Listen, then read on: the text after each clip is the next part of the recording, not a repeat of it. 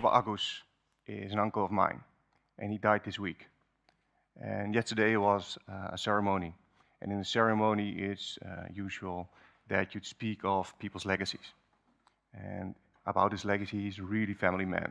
He helped me out at many moments, and he has also got so much willpower. He's a real fighter till the bitter end. And yesterday evening, I had to tell my aunt, and my nephew and my niece that I can't be there, because today I need to be here. Because today I have to show you something about my legacy. And she looked at me, they looked at me and they said, go ahead, shine, do your best. So, this talk is also for my uncle, who is buried at this same time right now.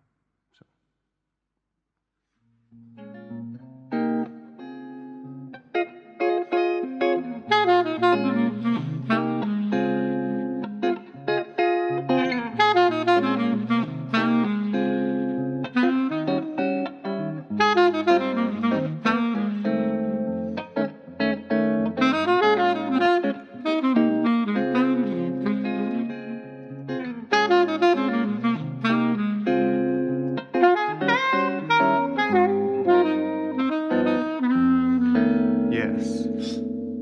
So I'm a world improver. I'm a do-gooder. And it was my idea that I should do that, and I continue that by being in politics. And what I learned in politics is that I need to do a lot of lobbying. And that's one of the things I'm really bad at. So I changed that. And then I thought, you know what I should do? I should become a CEO of a big multinational. And when I am that big shot, I can turn a company. I can turn the world around. So I quit my job and I came to this university. I studied here for 16 months doing the MSc program, and like a lot of you know, there's a lot of learning here. You have to work hard. When I finished my study here after 16 months, I was having this idea that all these doors were open for me and I could work everywhere. But in fact, nobody wanted me. I had to do the dishes for a year. And after a year, I finally got this job of business-to-business marketeer, which was mainly cold calling. I had to call 20 people a day, 7,000 people in 16 months. But I passed through that, and finally, after 7 years, I finally became a marketing manager at this really cool IT company, what was the fast-moving company within the region in the Netherlands. So I got the opportunity to go to New York and become a marketing manager there as well. So I was really ahead of, going to this pyramid to the top. But I couldn't, because I noticed that I don't have the heart to ever have that position. So I got depressed. I just went home, I looked at my wife and I told her, honey, we talked about this world trip. She looked at me and said, yes, I think we need to go. I think we need to go in 3 months. And she said, yeah, it's a good idea. So we quit our jobs, and 3 months later, we're on travel, on the move. And 3 months later than that, I ended up in Vietnam. And I was walking down the street with a bottle of water. Someone walked up to me and said to me, would you like to go to Chitonos for free? Now, I'm Dutch, so I understand free in any language. So I said to him, sure, what do I need to do for that? Well, what you need to do is you need to teach children English. I've never been a teacher, so what am I supposed to do? And he said, well, just talk and they will explain you over there. I was like, okay, well, let's do that. So that evening I was picked up by these motorbike taxi drivers, and they drove me through Saigon. It was a real good ride. And finally ended up at that school. It was just a small building. And the director waited me, put me in a room, and I waited there. And finally this kind lady entered and said to me, you come here. And I'm like, okay, let's see where this is going. So I followed her up the stairs, finally into this classroom. She opened the door for me, and I stepped in. And I was thinking, luckily this teacher is here with me, because he will tell me what to do here. So I walked through the door, I stepped in, I looked back, and I saw the door slamming closed. And then I looked into the room, 30 pairs of eyes were staring at me, and we had the exact same idea. What is this guy doing here? Yeah, So we had to click straight away, and after 7 seconds, I started talking. Well, in sales, 7 seconds, someone starts talking, I started talking. After an hour, I was picked up again, put in the same room, and there was my wife with a camera.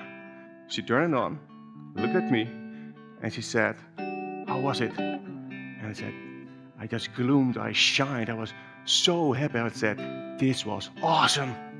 I think I have to become a teacher." And she looked at me with those really beautiful eyes. She said, "I told you so." And I'm like, "You're serious?" So she said, "I told you so." We traveled more for 6 months, and I came back. I left the idea of becoming a teacher on the left side because I'm a commercial guy. I want to reach the top, and so I came back in the Netherlands. I thought I was a completely different person.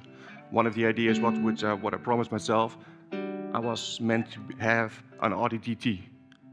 When I started here, an RTT, but I didn't want it anymore. Why do I need a car? I have this Polo. It's really good. So after 6 weeks driving on the highway, I saw this RTT passing by, and I looked at it. Wow, I want that car. And I knew I was just the same. I didn't change.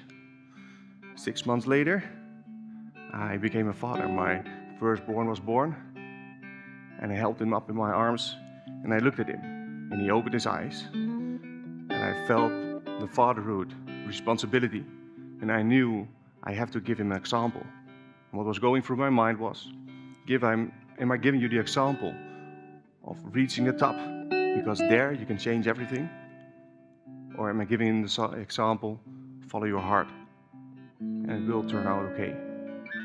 And I thought that's the example what my son should have from me. So I quit my job again, was again in marketing, quit my job again, and I applied for becoming a teacher. And luckily, there was this university which said, "Yes, you can come in, you can teach here." And the first day, the first class, it was awesome. I liked it so much. And there came a second one, a third one, a fourth one. A whole week I was just shining and having so much fun. This is something I was really meant to be, and I could finally work with it. But still, like I was telling you, I'm a world improver. I didn't understand how can I improve the world by being a teacher. And after 3 weeks I knew. There was this slide, and on the slide said, "Would you sell cigarettes to 4-year-olds?" And I asked it in my classroom, and my students looked at me, "That's impossible. You can't sell cigarettes to 4-year-olds. I said, "Yeah, I'm sure, you're right. But in India, it's everyday practice. They sell cigarettes to 4-year-olds. Grab them when they're young, long-time value." So they looked at me, and I said, "Okay, let's play this game, I'm hiring you. There's this vacancy, and we're hiring you. There's 17,000 euros a year, but the only problem is, you have to sell cigarettes to 4-year-olds. You have to market it there. Would you take that job?" There were 30 students in that room, and I asked that question. And I said, "If you want that job, stand up." About these 30, just 3 stood up. And I was quite happy.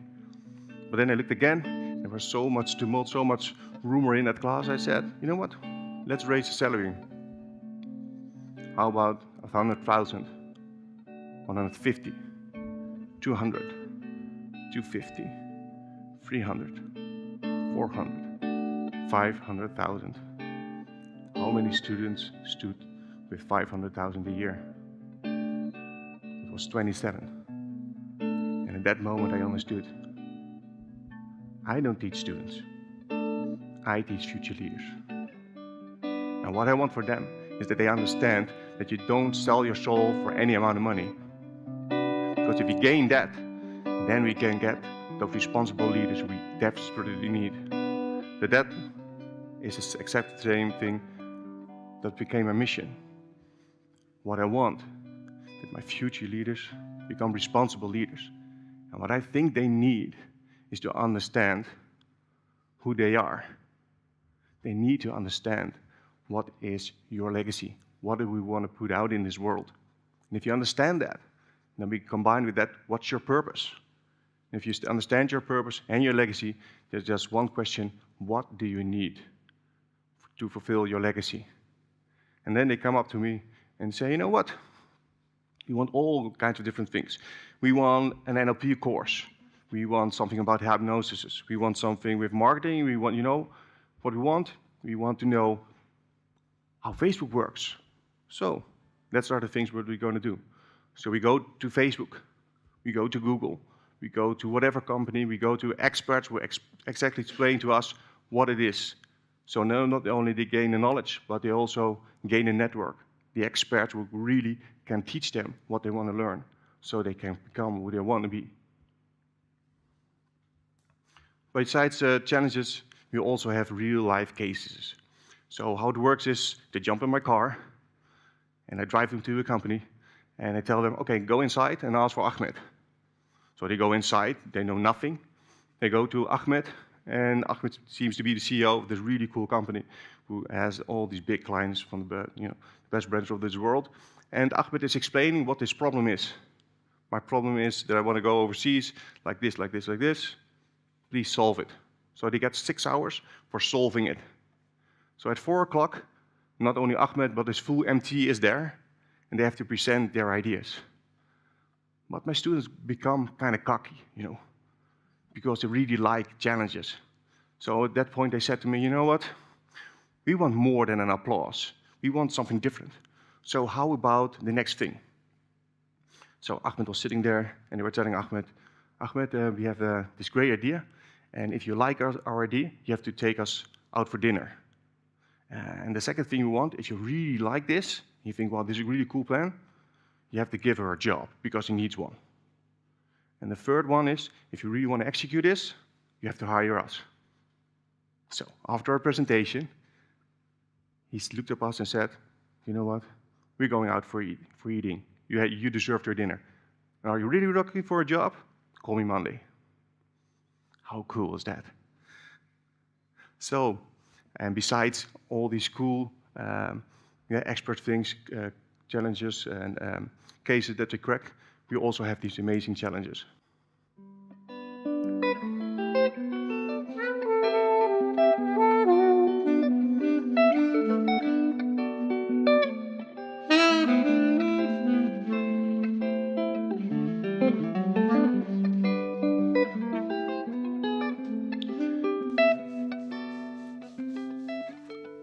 And if they overcome all those challenges and they understand who they are, what their talents are, what their legacy is, what their purpose is, I send them out on their last mission. They don't know anything. I ask them to come over to my house at 3 o'clock in the morning. They get in my car. I drive them to Schiphol. I give them a package. And I say, good luck. What's in that package is a one-way ticket to Malta. They gave me all their money. And they give me all their phones. So no phones, no money. And I said to them, you have to come back within 10 days, and please visit Citizen Chapel, please visit CERN in Geneva, visit Paris, and then come back.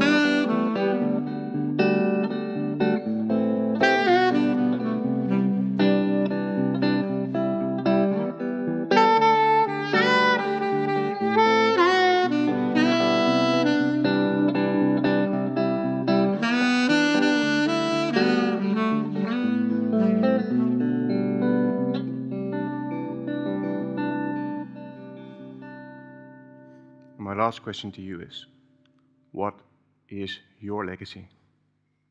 Thank you very much.